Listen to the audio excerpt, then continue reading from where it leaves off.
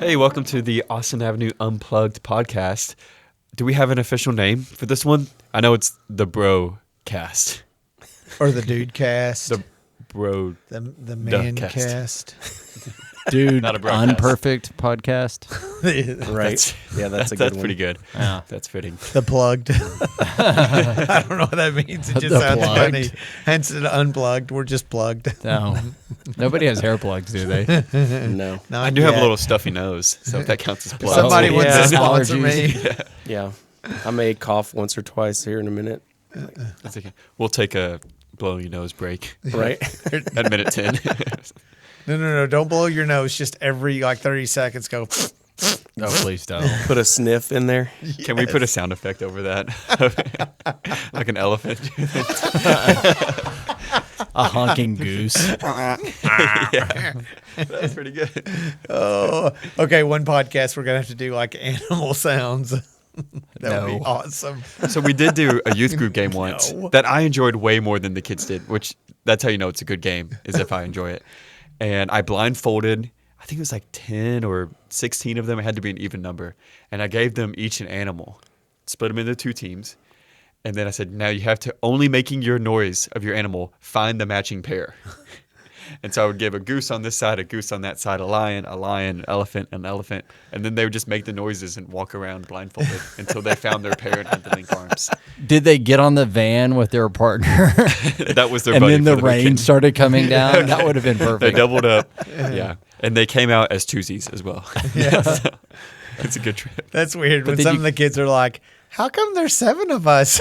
Well, not all of you are going to make it. Was it 7 or 7 pairs? I know I have to 7 think about pairs. that. It was 7 pairs. Yeah, Yeah. they were sacrificed. And Yeah. then the 2 that got dinosaurs are like, dang it. Dang it. Oh, We don't get a spot on the No, van. it's the unicorn. we didn't fit in. Is there any room for us? One of my favorite memes is 2 dinosaurs standing on top of a mountain. It's like, that was today? I thought that was next week.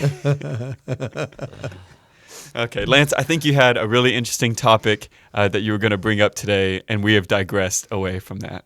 Okay, well, I had 4 interesting topics, but I think that we're going to do things that we've bought used, right? Yeah. So, Doug, do you want to share the event that kind of started this ball Yeah, rolling? I think that's what precipitated it was. And I guess I'll go back far enough but I was leaning back in my chair like a normal person would do. When I say leaning back, it was a desk chair that reclines. Like it leans back a little bit. It's the one on wheels. But you're a chair leaner backer. I am a chair leaner You backer. are. I've noticed. I am. If it doesn't have wheels, 2 legs are off the ground. But I had all 5 wheels on the ground. I was just leaning back. And the back literally snapped. The arms that hold the back to the seat snapped. And so just out of shock, I screamed. But I couldn't stop screaming as I fell backwards. So my feet are still on the ground, my bottom is still in the chair, and my head goes all the way down till it touches the floor. So I'm like the lowercase n, but I'm screaming the whole way down. I'm like because they were parts were snapping, bolts were flying, and so I'm screaming. Like somebody literally had to think I just got shot. Waylon is like, I'm coming for you. I'm coming. And he comes running around the corner and he sees me and he goes, don't move. And I'm like, I can't. So anyway, my chair Is that broke. a yoga pose? Is that Man. like A bridge? yeah. Yeah. It's the opposite of a downward dog, right? I don't know. I don't know. It'd be the yet. opposite of a cat. scorpion. Oh, yeah. Scorpions where your feet touch your head. Yes. Your head touched your heels. No, that is the scorpion, but I was just upside down. Yeah, my heels were almost yeah. And I love videos with scorpions that it's not the animal. Like when their heels touch their head, just makes me Faceplant. giggle. So I did that. So anyway, long story short is I found a guy on Facebook. This is how every good story continues. And he was selling some chairs, and we got a sweet deal. I'm really excited about them. He told me I'd messaged him and he goes, yeah, I'm selling them for $100 a piece. He's like, you can buy them new. They're $1,600. So I'm like, there's no such thing as a $1,600 office chair, maybe a leather lazy boy. But anyway, so we go and get them. They were used. I think they belonged to a DMV in California. And they were heavy. Like, folks, Wait, I'm a not kidding. DMV in California Yeah. had $1,600 chairs? Yeah, but Now we know why they're in debt. yeah, It wasn't our tax dollars. Yeah. No. yeah. So Thank I you, mean, Californians, for subsidizing these chairs. I would guess a normal desk chair would probably weigh in the neighborhood of 25 to 30 pounds. These were like 80 to 90 pounds. They were incredibly heavy duty. We did look them up on Amazon, and you can buy them for like $1,700 is what they were. So anyway, we got 4 of them for several office staff who needed chairs, plus the guy who didn't have one anymore because it was broken. We did not pay full price. No, we didn't. We paid $100 for them, and then we went after them with the carpet cleaner. And so I think it's going to work. But yeah, I'm a big fan of buying used things, of repurposing.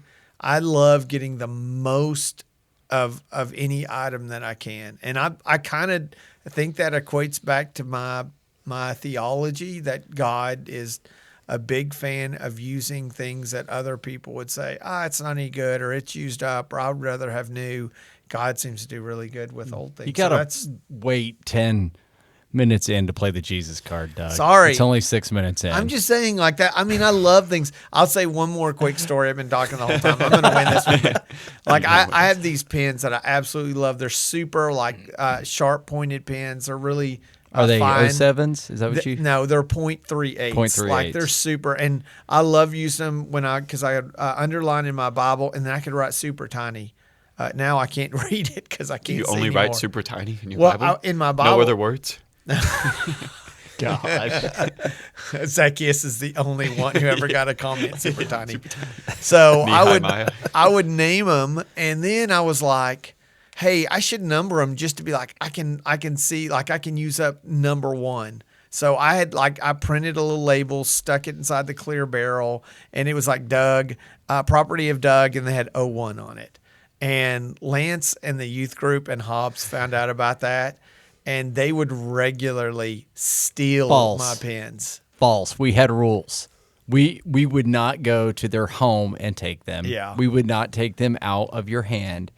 But if he left them anywhere, they were For fair a game. millisecond. They were fair game. And then I would get these random pictures, and it would be like, I'm eating breakfast with number 3 today. And there would be like a plate of eggs and my pen.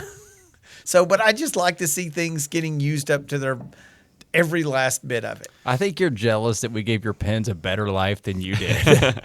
Yeah. So I have a YouTube channel that you would really love. Okay. They test how long pens last. Really? And they do it in the most entertaining fashion. They put paper around a treadmill all the way around, tape it together on both ends with like some tape that you can actually write on.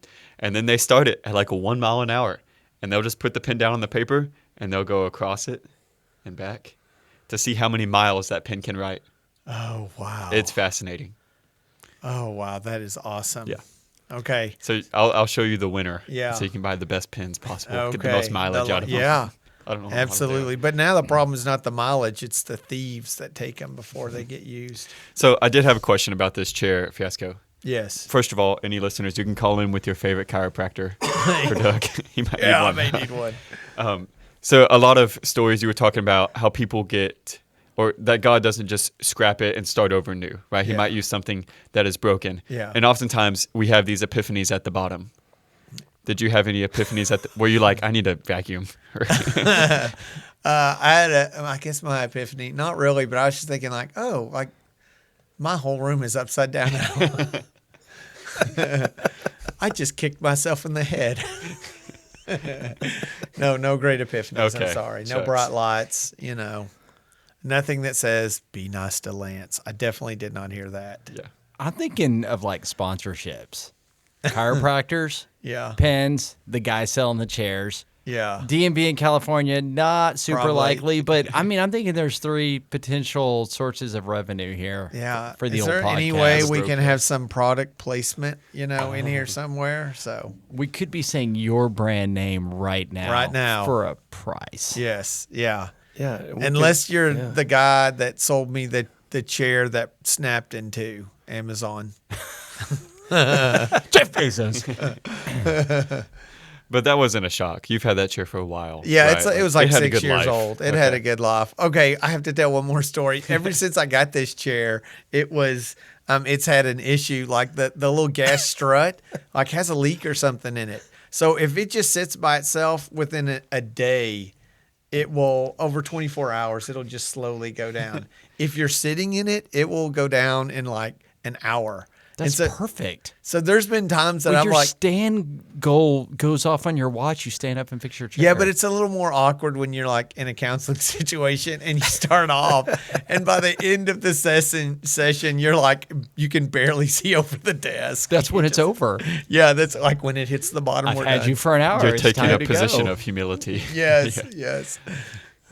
So your chair came built with an hourglass. I suppose so. Every hour it'll empty itself Yeah. out. You got to Yeah. refill it again. Yeah, that's about right. Okay, I'm not saying anything else the rest of the time. Hit your Write word this count. down. 10:56. I'm done. Okay. Noted. It's like 3 stories, Jesus talk, a retelling of the first story. Yeah, that's about right. Sounds like a sermon to me. So I'm curious. We've gotten chairs used. You're about to get a new back probably that was used by somebody. A back transplant. Is there anything you don't buy used? Besides like paper. a toothbrush. Yeah, toilet paper. Yeah. So if it has to do with health or safety, Yeah. probably not. But like a car, that's like safety. I Would you only buy a buy used car? used cars. Right. Yeah, I think I've bought one car new in my life. Yeah. So there's exceptions to it. Depreciation. Well, yeah, but a used car is still safe. I mean, Yeah. You're yeah. not compromising. Depreciation is like a huge thing for me. Like, so Would you buy a used propane grill? would I buy a used absolutely. Okay. Yeah. So the most interesting thing I got used was a couch in college from people that we knew. And we were poor. We'd been married a few months, and they say, "Hey, do you want this couch?" I think they gave it to us. And so we knew the family. And when we picked it up, we're like, "Oh, yeah, they totally cleaned it up," because they had little kids, and we'd been in their house. And, you know, there was little kid stuff on the couch the previous time. Mm-hmm. And we had this couch for a while, and then the candy wrappers and stuff started spitting out of the couch. Yeah. And so we're like, "Oh, I wonder which kid was eating the Pop-Tarts or whatever." That was fun. We found those forever. I got a trailer my sophomore year of college from my grandparents, and they had it since it was new, I think in 95 or something like that. And I lived in it for 4 years. And it was great. I had 2 roommates in this 300 square foot trailer, and we lived in a trailer park in San Angelo, and I paid, my portion of rent was $165. Nice. That For was the a great- entire year. For the year. No, per month. But that was a great use of a used product. That just brings up another story for me about when I just got out of high school and I'd moved into this trailer that a member at the Cisco Church of Christ had, and she was one of the librarians at my work study program. So I would work there at night for like 2 or 3 hours or whatever in the library. And I was like, "Yeah, I'm looking to move out." She's like, "Hey, I've got this trailer.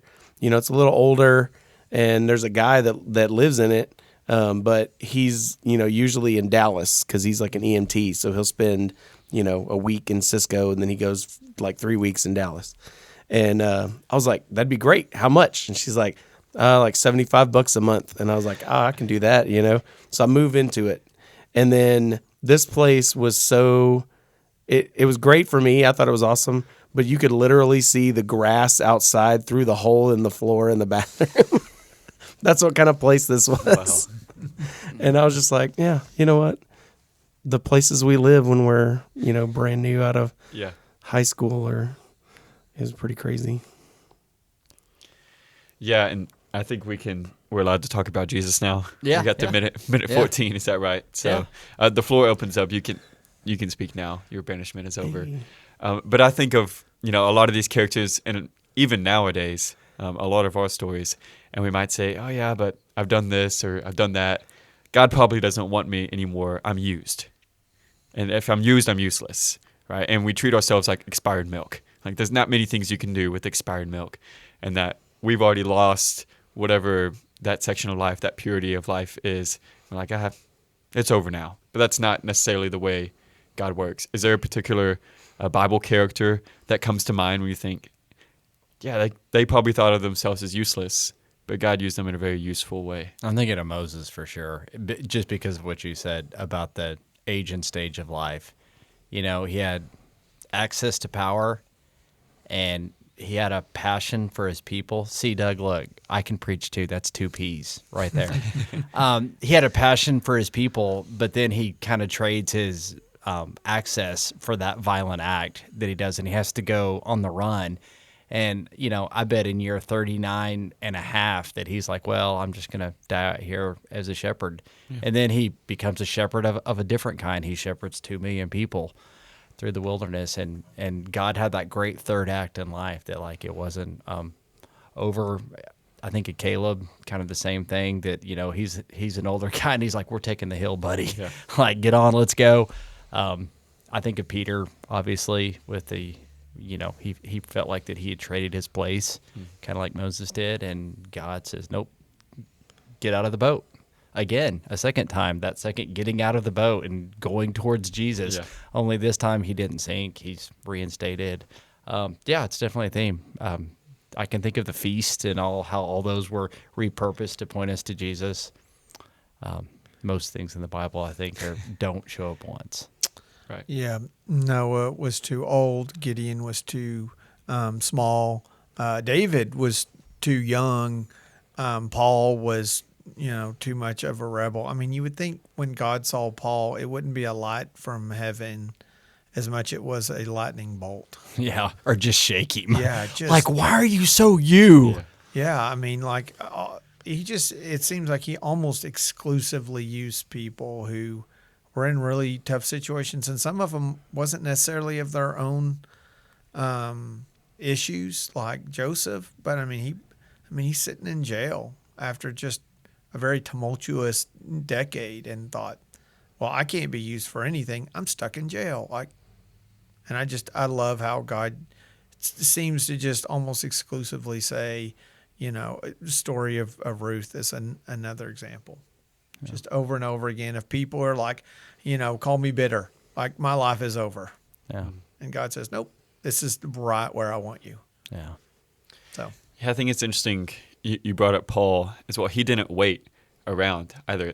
Pretty much immediately after his eyes were open that he was useful in the kingdom, he started preaching. Yeah. Right? Like that same weekend. I don't even think he left town. And so the town that he was called to go to persecute Christians and kill them, now he's preaching the word of Jesus Christ to it. He didn't wait to figure it out or try to learn more and get better at it and practice it and then commit himself. Yeah. He jumped right in. Yeah, he did the slingshot around. He used that momentum of switching directions to send him back the other way. Sorry, I just watched a science fiction movie, and that was in one of the things. Was it the Martian? Yeah. They had the slingshot so around. So funny that like that's that memorable that we can pick the movie out. Yeah. I think it happened in the most recent Fantastic Four too. Yeah, did it? Anyways, but yeah, I feel like as new Christians, we can be pretty good at that. Maybe we have that passion and that slingshot momentum that we immediately jump in. But then once we've been in it for a little while, we realize we don't know everything. Yeah. That some people know more than us. We feel unqualified to talk about it publicly or to even give a teaching on it. Yeah. And the more seasoned we get, the more we kind of feel like that. And maybe that's coming from a place of humbleness. Yeah. I think it could come from another place. So maybe it sounds like that when you start off, you have the passion, but maybe not the knowledge. But then unfortunately what sometimes happens is as you gain knowledge, sometimes some of that passion starts to die out. And so, you know, I think that would be a tough time for people in churches looking for volunteers. Is you have people who are very passionate, but they're like, I don't really know what to do. I probably shouldn't do anything because I don't know. And then you have other people who they know a lot, but they're like, you know what? I've punched my card. I've done my time. Mm-hmm. I'm out. So, sorry, go ahead. Oh no, I was just thinking about a book I'm listening to. Obviously, I can't read, so I listen to the books. But the Simple Church, you know, I know y'all read that one a long time ago, and I'm a little behind the curve. But they use this analogy of a travel agent and then the tour guide. And, the travel agent's real knowledgeable. They set everything up and they, contact all the people and get you plugged in with the tour guide, but they're not the ones that are going with you. The tour guide's the guy that's been down the river. He's the one that, has paddled all of these places, and he's been there, and he's credible because he's knowledgeable. He's not perfect, but he's been there. And that kind of made me feel a little better because I feel like that sometimes. Obviously, I'm not perfect, and I always think that every day. I'm like, I'm not qualified at all to teach anybody anything. And then, when I hear things like that, I'm like, you know what? Maybe it's not about being perfect. It's just being in the river with the people, and if the raft goes down, you're going down with them. Yeah. Like we're going to be in this together.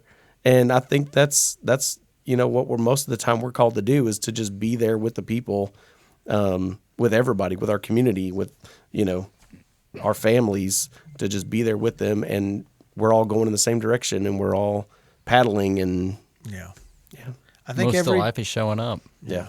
I think every time Waylon and I are on the podcast together, I end up embarrassing him. But he is Do a good job of that myself. He was and still remains a first responder.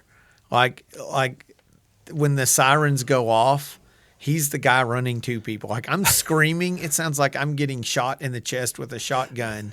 And he comes running in, like didn't even hesitate. He and should have to wear the body cam so that we could see you when you're in that position. Man, if you were on duty still, you would have had the Axon body cam. That's another sponsor, Axon. If you can hear us, sponsor the show. Yeah. Axon Listen and to the the show. cloud storage. We'll all have body cams on next week. Just Doug, Trent, Camera. Doug, fall over. All right, and I'll kind of leave with this. That's the paradox of knowledge, right? The more you know you don't know. Yeah. Like the more awareness you gain that this field is so much broader and deeper than I ever thought it was, and you're just aware that you can't know everything and you don't know everything. Mm-hmm. And that fear of saying the wrong thing, or you go to the river and you're confident about it, but something different. And you're supposed to be the guy that has all the answers. That can paralyze us in those moments from having that passion that I spoke about. Yeah. Why don't you share with us a little bit? You talked earlier about, when you were younger, you didn't have many questions. Why was that? Because I had so many questions. And my parents were great about, like, what do you think? And so it taught me, like, to be an independent thinker and to think for myself. And I really didn't want answers to questions that I already knew the answer to. And so a lot of things I just figured out on my own and accepted it as truth, only to much, much later come to find out I was very misguided. But I never asked anyone if I was misguided because I was so confident in my own answer. Yeah, you didn't have to ask the question because you knew the answer. Yeah, why would I ask? I wasn't curious about it. I knew what was going on. So I just think back, there's a lot of songs in our songbook that I have the lyrics wrong to because I thought I knew them. And then I read them much later. And I realized, oh, yeah, I was definitely wrong on that. Or I'll tell a quick one real quick. I thought I cracked the code on why church camps were in June. Why they're always in the month of June. So I thought, it's because Jesus is coming soon, morning or night or June. And if Jesus comes back, we want to be at church camp. What better place to get caught at church camp on that day? You have to share one more about the the kingdom. Oh, yeah. So... I have a little brother, and we always would sit beside each other at church most of the time so that mom could, like, flick us at the same time, pretty much. And so we would sing, "Are you sowing the seed of the king? Dumb brother." and we didn't hardly know any difference. You would elbow your brother. Dumb brother. Idiot. And that's just how we sang it. Or we wouldn't do, I don't know what the song is, "I Trust in Thee," but it says, "Oh my God, I trust in Thee." Yeah. And we were like, we can't say that. Yeah, we can't say that. We can't. And so we tried to get around and say, like, we would sing, "OMG, OMG, I trust in Thee." And we're like, yeah, but substitutions aren't much better. So we just, "I trust in." You just go silent. Oh, the one I don't know if I've shared it on the podcast, but everybody's heard me say this because it's one of my favorites is I had a couple. We were talking about songs on a Sunday morning in a class, and it's like, is there ever a song that you got the words wrong? And the guy Lee Mitchell, loved that guy. He said, he goes, yeah, I remember that song. I always thought it was about vegetables or salad, because he says, let us have a little talk with Jesus, like let us. And his wife, I mean, like without missing a beat, she goes, that's weird. She goes, I thought it was completely different. I thought it was let us have a little chocolate Jesus. So one she was salad, one was dessert. Yeah, and so and yeah, so Lee and Melissa, just they're a fantastic couple, and I'll never forget that. Lee passed away in a car accident a little over a year ago, and but I still think of that, and I will never sing that song again without thinking about salad and chocolate. We'll have to think about it for a day or two, and then have a podcast of all of our misconceptions. Yes. all of Church-related the ones. misheard lyrics. Yeah. I always loved the song where when I was in I guess early teenager, we went to church at Acuff, which was outside of Lubbock, right? And then we had like just a small little youth group, and we had get-togethers with like Floydada and Plainview and places like that. And I always loved that song. And every time we go through Plainview, I'm like, have you seen Jesus, my Lord? He's here in Plainview. And I don't know if they ever got that. I'm sure that they were like the kids in Plainview were like, oh, yeah, we've heard it all the time. I saw a T-shirt from people that are from there that's a takeoff of that song, just like acknowledging, yes, the Lord lives in Plainview, Texas. He is here in Plainview. As everybody is aware. So I kind of like the idea of, so I've never got to live in a custom-built brand new home. Sounds like a great thing, right? But I like to go through older buildings and see the character of the people that live there, to see the solutions to the problems that they had. Because, I mean, I can think about homes that I've lived in that, like, I engineered them and I did things. I made changes, extension cords here or put up a wall here. Just the things that I did to, like, make it my home, right? And even this building that we're in now, like, we're in the process of trying to put on a new roof. And, like, there's a lot of problems in a building that's the age that we have, but it also tells a story. And we're invited to be a part of that story. And so, I don't know, I think there's something cool about used things when it's connected to people that you love. If your grandfather's giving you a pocket knife, like, I get to sharpen it, but he's the first one who got to put that little chink in the metal, or or it turned gray or whatever that pocket knives do. It's just kind of fun to get invited into a story that's bigger than you, and then to know that, like, you're probably gonna, if you live your life well and long enough, you probably are gonna have a chance to pass it on to somebody else, and you're gonna be a part of that story as well. Yeah. I don't think this is exactly in the same vein that you were talking about, but I always try to remember when I'm taking something down to do repairs, the easy thing to do is say, oh, these last people that fixed it, they didn't know what they were doing. And then we do the best with what we have and what we can and our abilities and just what's available, resources. And then we patch it back together the best we can. Yeah. Fully aware that the next person's going to open it up and be like, goodness, these last guys. Yeah. But we never show grace to the people before us Yeah. that did their best with the resources and time that they had to do it. Yeah. I just try to be mindful of Lance that. will look at a bookcase and be like, 17 zip ties later, and I'm a genius. That reminds me of my truck, like WA. I know y'all have all heard of WA Meek. Yeah. The best garage engineer ever. This dude could build anything, and he built a lot of things around here. But I bought his truck, a '93 Ford Ranger, and when I got in it, there was a house light switch in it. Like right to the dash, and there was no radio or nothing. And then there was just this empty metal cage, and I didn't know what was going on. I'm like, what is this? And I talked to Rusty, and he was like, hey, yeah, I helped him do some of this stuff. basically what that was, the house switch was the on switch for his transistor radio that sat in the cage, and he would turn it, flip it on, and then he'd be able to listen to the radio while he's driving the truck around. That, and then the 500 pounds of tractor weights in the back that were on to keep the truck from fishtailing. Gosh. It's awesome. I love it. I love seeing that stuff. I don't know that I would ever be able to fix it because I'm not, an engineer like him, but it was amazing seeing that stuff, like a piece of history, And that's why they say, what is it? Don't tear down a fence until you know why it was built. Right, yeah. Right. Don't take out a light switch or take 500 pounds of weights out of the bed. Or the weights out of the back, yeah. Until you know why they were there. All right. We're going to pray out? Yeah, let's do this. All right. No, I think it's you. Okay, I'm back on the hook. Okay, here we go. Let's pray. Father God, we're just so grateful that you make all things new, and not the least of which is your children. That you continue to use us not with zip ties, not with duct tape, but with nails.